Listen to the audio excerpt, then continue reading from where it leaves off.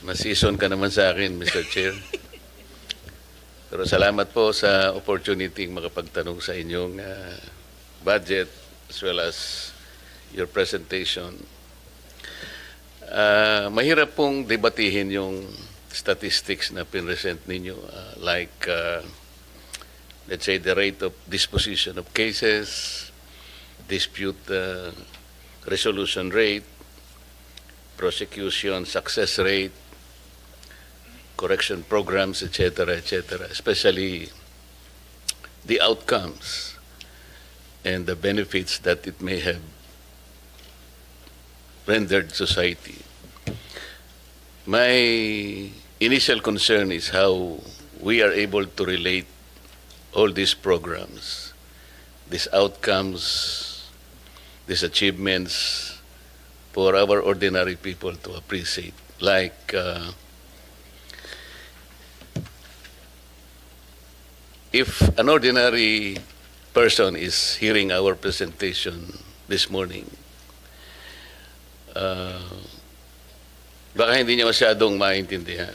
What are the benefits that it may accrue the society in general? Can I walk at night more peacefully and more confidently today because the Department of Justice has presented several accomplishments that may or may not be understandable to him?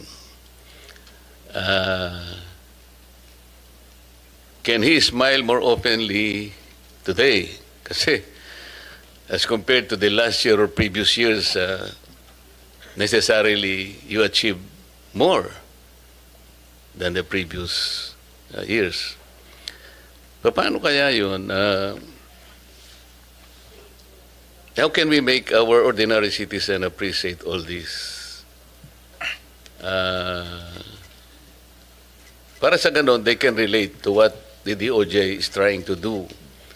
Mahirap naman kasing sabihin na, ito yung nagawa namin, but how can the ordinary Filipino appreciate and even understand sa kanyang pangkaraniwang buhay? Opo, maraming salamat po sa tanong niyo, Senator Dante. Basically, ang Department of Justice po, without talking about the mandates of the particular 10 attached agencies, constituent agencies, meron pong dalawang mandato na malaki ang department, ang kagawaran. Ito po yung isa, yung NPS, yung sa prosecution service, at isa po yung legal services. Dagdag pa po dito yung iba't ibang mandato ng mga batas na itinalaga natin. Kaakibat din po dito yung mga IACAT, yung ibang programs po natin sa OSAEC, OSAM, at yung Witness Protection Program. Pero sa pangkabuuan ho, kaagibat po namin yung may tinatawag po, Senator Dante, yung Your Honor, meron po tayong yung Judicial Justice Zone na ginagawa po, na ang konsepto po, umuupo po ang, dahil bahagi lang ho, ang Department of Justice para maramdaman ho ng mga kababayan natin yung pangkabuang epekto. Naupo po doon, Kung tayo pong dalawa ang nag-uusap nito, I can easily understand you. Opo. And as one, I will appreciate all of these programs that the DOJ has been struggling to do and have achieved over the years. Ang sinasabi ko, yung ordinaryong tao, you have prosecuted so much, for example, compared to the rest of the prior years. Marami kang nakorek na mga erring individuals now in the care of the Bureau of Corrections. Ang tinatanong ko po yung, paano maiintindihan ng tao? All of this collectively contributed in pacifying the restlessness of our people in their communities, lalo na yung medyo palagi yung criminality. So is it possible that we can relate, for example, all this collectively in saying that, ang criminality ngayon po is lower because it is directly correlated with what we have done so far? Yung ganun ba, something that we can tell our people back pag-uwi natin? Kasi maaaring nakikinig sila, but naiintindihan ko po na gusto rin nilang intindihin how much has been achieved over the years. It may not be so meaningful to them. Yung mga they will purely stand as statistics. Pero yung mas importante sa kanila yung ano pala tayo ngayon? Mas ganito pala tayo ngayon, ganito. So how can we tell them? Paano natin ipipresent sa kanila in a more meaningful way, understandable to ordinary people? Opo, naunawaan ho namin yung barrier na mas maunawaan ng mga ordinaryong Pilipino. Kaya nga po, patuloy po yung pakikipag-ugnayan. Hindi lamang maunawaan, yung ma-feel nila ang difference. Yung maramdaman po. Kasi, let's say, 2025 ngayon, or sabi niya, mukhang hanggang tahimik tayo ngayon, ha? Yung maramdaman lang niya na ganun, comparing with what happened in 2024. Opo. Di ba? Huwag nating isama yung mga calamities. Wala naman kayong kinalamanan doon. With or without DOJ, darating ang lindol dito. Ang sinasabi natin, yung environment ng ating mga mamamayan. Can they compare what happened in 2023 and 2025 so far na yun siguro yung mas hinihingi nila eh. Opo. Tingnan mo kanya, dahil sa nakakapaglakbay na tayo ng mas maayos ngayon, nakatipid tayo ng ganito, hindi na ako naglalakad, yung tricycle, ganito, yung ganyan. Something that people will easily appreciate. With your permission, Undersecretary Jesse Andres will respond. Magandang umaga po, Mr. Chairman, Senator Gatchalian, Senator Marcoleta. Sa ordinaryo pong mamamayan, ang sa tingin po naming mahalagang pagbabago o reforma na nararamdaman nila ay patungkol po sa karapatang pantao at po sa tinatawag nating court congestion at saka jail congestion. Ang isa pong napaka-significant na reforma natin, yung binago po natin, yung antas po ng ebidensya bago po maisakdal sa kasong kriminal ang isang mamamayan. Dati-rati po, ang pamantayan po ng pag-file ng kaso sa mga korte ay tinatawag natin probable cause. Medyo mababa pong antas ng ebidensya yon. At ang ating pong maliit na mga mamamayan na hindi po tama ang representasyon ay maaari pong makasuhan at makulong kahit po hindi sapat ng ebidensya. Ayon po sa ating bagong pamantayan na inaprobahan din po ng ating Korte Suprema, ang threshold po of evidence is what we call prima facie evidence with reasonable certainty of conviction. Ibig sabihin po, nasa kamay na po ng law enforcement agents at ng prosecutors ang sapat na ebidensya para masakdal ng isang individual bago po siya simulan ng preliminary investigation at eventually ma-file yung case sa court.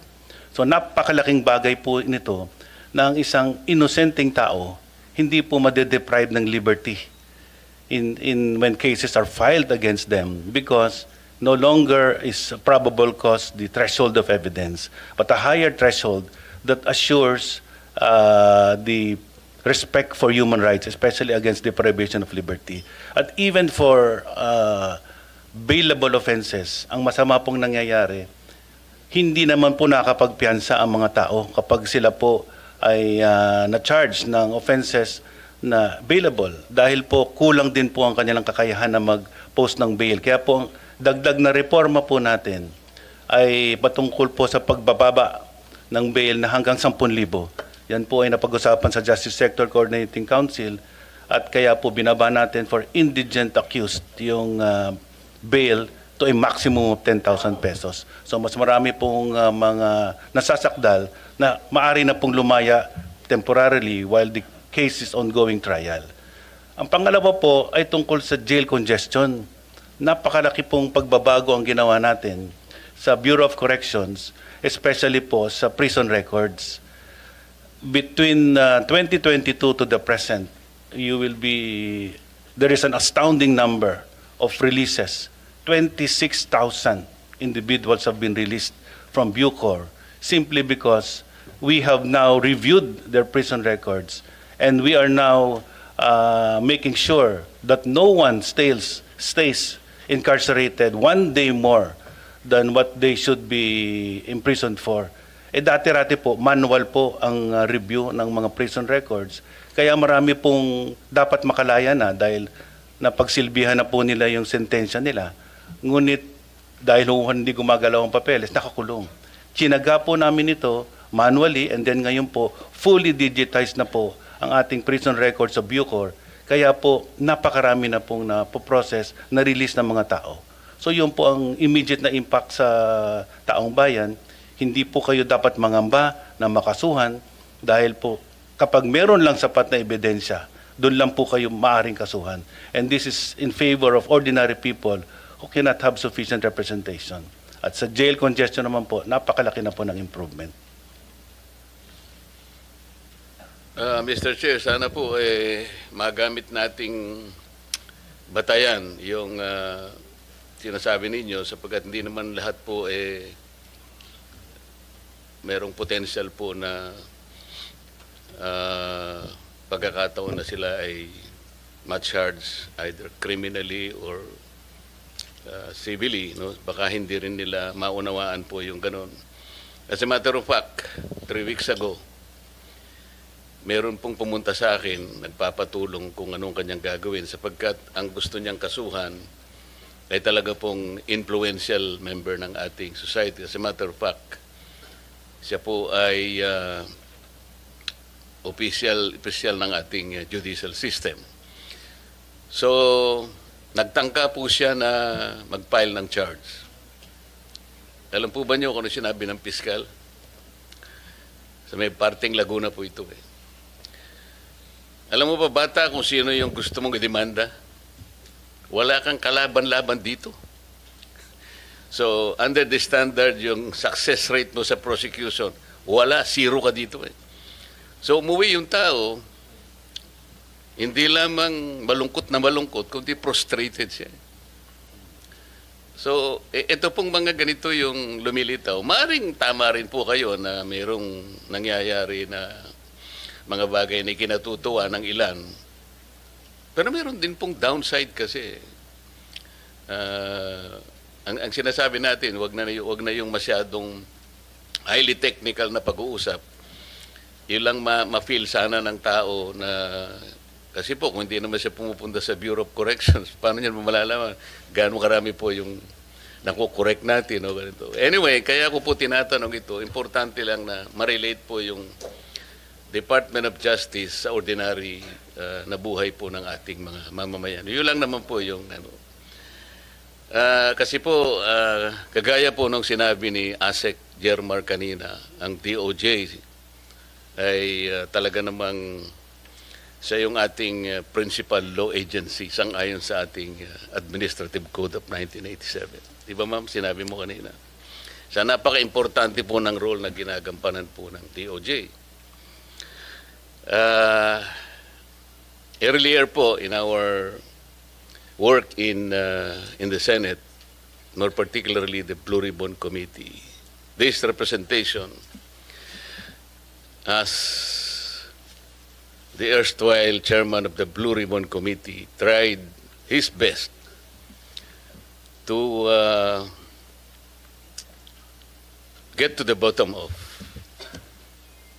the investigation. We're talking about the flood control anomalous projects. Ang sabi pa nga namin noon, sisisirin po namin yung baha na yan para makita natin ang mastermind. Napakahirap po ng objective na sinet ng inyong lingkod kasi ayoko naman ng na-pinpoint lang natin. Sabi ko nga, puro sap-sap lang o maliliit na isda. Dapat yung matarget natin, yung pinakamalaking isda. Kasi siya yung nanggulo ng sistema kung bakit nangyari sa atin ito. And so, I maximize the potential. Naisip po yung Witness Protection Program.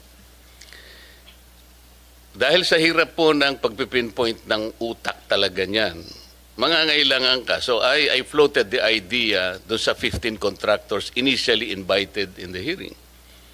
Ang sabi ko sa kanila, well, ano po ito, napakahirap po ng inyong kinasasadlakan ngayon. sa investigasyon ito. Unang-una, yung offense po na ating pinag-uusapan is a major offense. Plunder nga po ang mangyayari rito.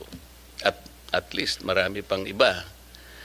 So, kung gusto po ninyo na tulungan ng Estado, meron po tayong remedyo rito because this is legislative investigation. And under the Witness Protection Program, Section 4, sinasabi niya, kung gusto po ninyong tulungan ng Estado, mahirap po ang gagawin nyo, ngunit may nakalaan pong protection and benefit provided by law. So, nung pinload ko po yung idea na yon, dalawa po yung lumabas, yung mag-asawang Diskaya. And initially, he enumerated 17 members of Congress, House of Representatives. Ang nangyari po, kasi hiningi naman nila yung Witness Protection Program, so nung panahon ko po, I recommended that they be processed under the Witness Protection Program. So sumulat po ako sa Senate President, yun naman po yung dapat nagawin. Sa kamalasan naman po, yung araw din na yun, nagkaroon ng coup. So napalitan po ang Senate President, yung naging Senate President, ayaw niya na po. Ayaw niyang ituloy. At dahil nga po, merong sinabi yung former Secretary of Justice, we cannot process them until and unless they return yung kanilang mga ninakaw, blah, blah, blah. So the new Senate President, pinangatawanan niya yun. Oo nga naman, sabi niya, the Secretary of Justice, sabi niya, that's a good policy. Kailangan mag-restitute muna sila before they can covered by the WPP. Paano po? How can we begin to even pretend that we know what to do and to help the state prosecute? Kung sasabihin na kahit nawala po sa batas, ipipilit halimbawa ng inyong dating secretary na kailangan mag-restitute muna. I told him it is not a requirement under the law. But he insisted in saying, well, yeah, it's not in the law, but we can always agree on something like a good policy for the state. Do you agree with him? I agree with the position of Secretary Boying Rimulyan, now the Ombudsman.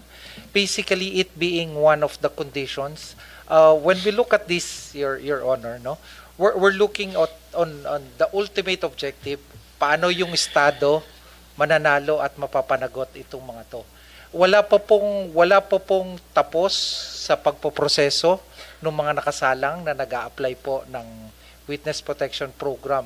Kasi kaakibat po sa pag-aaral na to, kasama rin po yung under the Witness Protection Program, kasama rin po sa pag-aaral ng atin pong prosecution team na yung paano kung pwede ba under Rule 119 naman pagpasok po.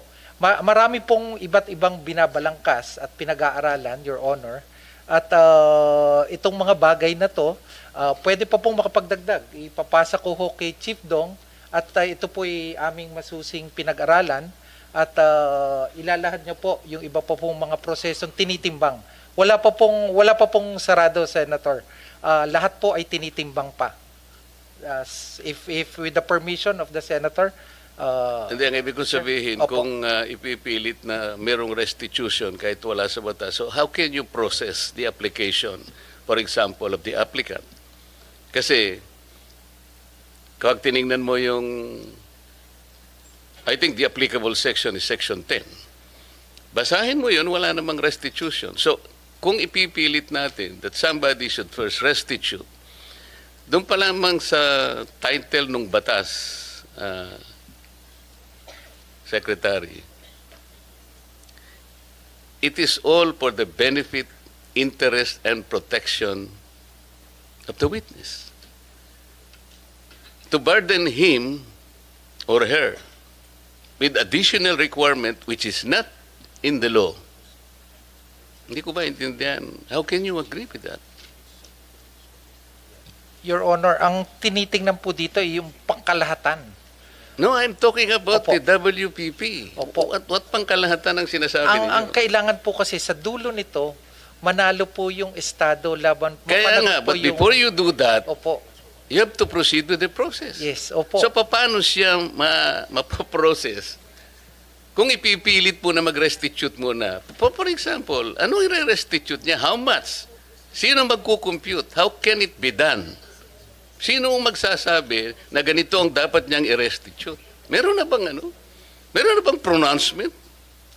We are in the process of asking their help to identify yung mastermind. Opo. It cannot be done easily. Kaya nga natin ginamit ang batas na to help the state. Ngayon, kung kayo po pala ay mag-prescribe ng isa pang requirement which is not in the law, I cannot believe this. Ito yung dilemma namin eh. Kaya nung pinipilit niya, sabi, and ako po nagtataka kung bakit kayo rin nag-agree kayo. So ano po talaga, kayo po yung ano eh. Ang DOJ is the principal law agency. If the principal law agency of this government will not even understand the basic requirements of the law, para lamang magkaroon ng nag-a-apply pa lang yung tao po eh. Imagine, hindi man natin masasabi kung ultimately magko-qualify siya eh. Or even if he qualifies as a state witness, kung hindi niya naman nagagampanan ang tungkulin niya under the program, pwede mo rin siyang alisin eh. So, the point, Mr. Chair, is they cannot even begin to be processed under the law. Kasi naglalagay po kayo ng requirement which has not been included by law. Sino yung mag-explain ulit? Sabi? May I be educated on that? Yes, Mr. Chairman. I just wanted to make an attempt to reconcile the debate on this matter. There's actually no inconsistency. First, it is correct that under Section 10, the law provides for the qualifications for a person to be qualified as a state witness. Nandun po yung materiality at absolute necessity ng testimony ng tao at corroborated po to on its material points by other witnesses, and that he is not the most guilty. Okay. Now, under Section 5, which refers to the memorandum of agreement that has to be executed between the DOJ and the potential state witness, nakalagay din po dyan yung necessary matters that should bind the agreement dito po sa Witness Protection Program. And under Section 5, letter D, nakalagay din po dyan kung ano po yung legal obligations and civil judgments or civil aspect of the case against him. Ang ibig lang pong sabihin niyan, kakausapin naman po siya, maari pong i-process yung application niya, but under the first statement under Section 5, what specific provision under that law, Section- under that provision? Section 5 po says Ano nga, that basahin mo. before a person is provided protection under this act, he shall first execute a memorandum of agreement Okay? which shall set forth his responsibilities, including the following. Oh, ano So nga? kasama po dun sa mga obligations. Ano nga? Ito po, to comply with legal obligations and civil judgments. So doon sa civil judgments po, this refers po to the civil obligation pertaining to the crime. Civil judgment. No. We are saying legal obligations. Ang basis po ng legal obligations The basis of includes- legal obligation is the law itself. is the law itself, Oh, which walang includes, nakalagay na restitution, bakit mo ikokot yung which includes memorandum? po other provisions of law, including the civil code on unjust enrichment. Kasama po yan. Every law should be read consistent and harmoniously Paano mo nga with other i-apply provisions yun, of the even law. the civil code? How can you apply? Paano, ano yung i-restitute niya? Alam mo, magkakatalo lang tayo rito eh. Hindi ho. The Let DOJ me is in a position to even calculate how much the applicant should restitute before he can be processed under the application. I'm making a distinction po between process and enjoying the benefits under this act. So, ipoprocess na po yan dahil matagal po naman ang paraan para malaman at matuntun ang lahat ng civil wala obligation. Wala pa nga pong statement whether or not meron nga sila. Wala pa tayo eh. Kailangan po natin makuha ang mga statement ng mga potential witnesses. Kailangan pong evaluate, kailangan pong malaman. Doon sa, kung ano po doon sa yung memorandum na lahat po ng sinasabi mo, Yusek, sinasabi restitution? Opo, kasama po. Sinasabi dyan? Hindi, ang word po dito ay civil and legal obligations. Understood po na ang legal obligations has many sources. Saan ang Kasama gagaling po- ang obligation? The law does not provide restitution in the first place. That is very simple. Legal obligation po has a Huwag specific kayong definition. mag-imagine ng argument, Yusek. Magtatagal lang tayo rito. This is very simple enough. Apo.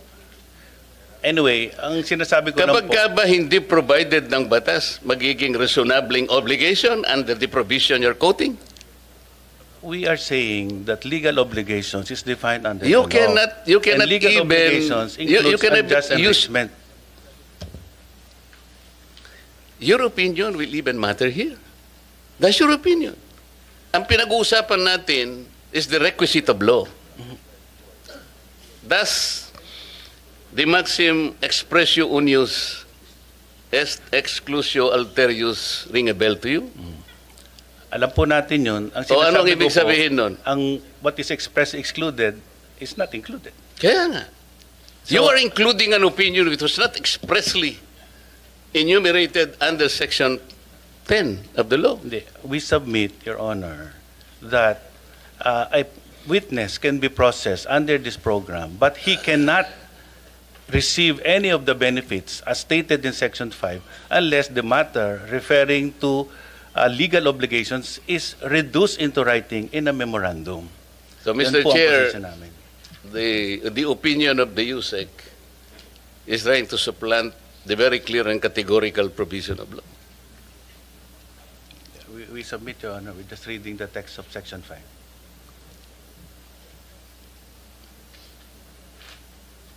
Your Honor, may I also add, we are trying to get to the bottom of the You investigation. are adding an opinion and you are supplanting the basic provision of law. You cannot do that.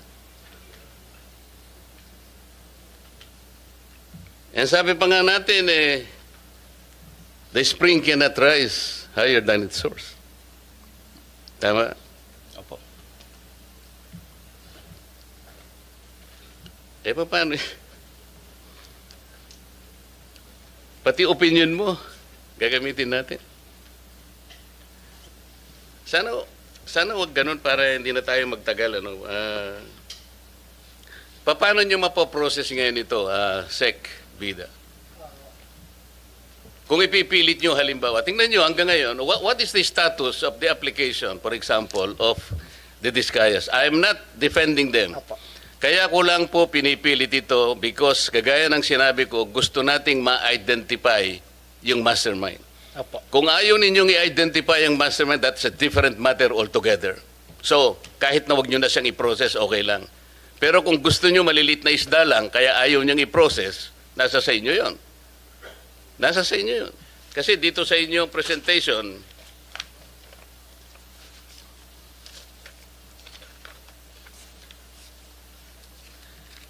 yung Office ng Secretary, yung law enforcement program ninyo, yung percentage of successful prosecution, meaning conviction vis-a-vis acquittal, is 90.14%. Pero yung percentage of successful prosecution in cases with witnesses covered by the program, it's 95.3%. And then the third, percentage of successful prosecution in relevant cases handled by the DOJ prosecutors, 80.5%. So dito mas mataas talaga yung success if you will use the WPP. Hindi nga ako, nagtataka nga ako kung bakit averse kayo dun sa pag-process dun sa... Samantalang wala namang nilalagay na restitution, ipipilit nyo para lang hindi sila makover ng program. So ano mangyayari sa batas natin? You will insist on an opinion supplanting the requisites categorically provided by law, ay hindi talaga makakapaprocess. So pinipili nyo yung gusto nyo i-process. Paano natin, sila lamang ang nakapag-identify initially ng 17 congressmen. At doon sa kanilang mga testimony, lumalabas na rin ang pangalan ni Saldico and Martin Romualdez. Ngayon, kung ayaw ninyong bigyan sila ng protection under that law, kaya siguro umayaw na sila sa ICI. So what is their status now with the DOJ? Are you insisting that they restitute? How much? How do you compute it? If I may, Your Honor. Oh, yes. If I may, Your Honor, to be consistent, the Department of Justice. No, you are not consistent from the beginning. Huwag mo sasabihin yung to be consistent. Okay. There is no consistency here. Sige po. Magkano ang gusto nyong restitute nila in the first place? Okay. Wala pa po sa estado na ganon. So mga tweet, hindi mapoprocess talaga yan. Pinoproseso po namin, Your Honor, yung kanyang application. How can you process the application, Mr. Chair, if you are providing another requisite which is not even written in the law? You are imagining something that is not within the law. You are Department of Justice. Ito yung sinasabi ko sa inyo. You're supposed to be the chief. Pwede ho bang magdagdag, Your Honor? Halimbawa po, sa pagitan po ng pagpapalitan ng statement mula sa witness, sinabi ng isang witness, 'di ba? Kasama ako sa sindikatong ito. 'Di ba? At dahil sa kumita ako dito sa pagsali ko sa sindikatong ito, kumita ako ng 10 milyon. Kuwasa ho ba naman hindi pa kukuhanin ng DOJ bago siya matanggap sa Witness Protection Program? Mga practical na aspeto lang po, Your Honor. So ano nga sinabi sa inyo ng mga diskaya? Na-determine ninyo kung magkano ang kinita nila? Diba? Kaya po, Your Honor... Hindi nga, nakuha nyo na ba? Did they admit to you na sila ay nangulimbat ng ganito karaming pera? I have to explain myself. Opo. Hindi ko dinidepensa ng mga taong yon. Opo. Ginawa ko lamang yon doon sa nalalaman ko na ma-identify natin ang pinaka-mastermind dito. Yun lang, wala nang iba. Opo. Kung gusto nyong ang ma-identify puro butete at saka sapsap, bahala na kayo sa buhay nyo. Gusto rin po namin, Your Honor. Gusto nyo pala eh. Opo. Why are you putting a requirement that is not within the law? Tsaka na natin sila pag na-prosecute na natin yung mandarambong, na-prosecute na natin yung mastermind. Bakit? Makakalampas ba sila sa civil liability? Of course, the court will, in proper time, adjudicate kung anong dapat nilang isoli sa gobyerno. That is the only time when restitution can be done. Kasi mayroong court order eh. Pero sa ngayon, will you abuse your discretion na kaya niyong gawin ito kahit na wala sa batas? How can the Department of Justice do that? You're supposed to be the embodiment of justice. Mr.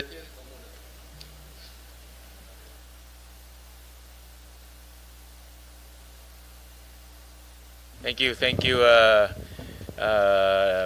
Senator Marcoleta.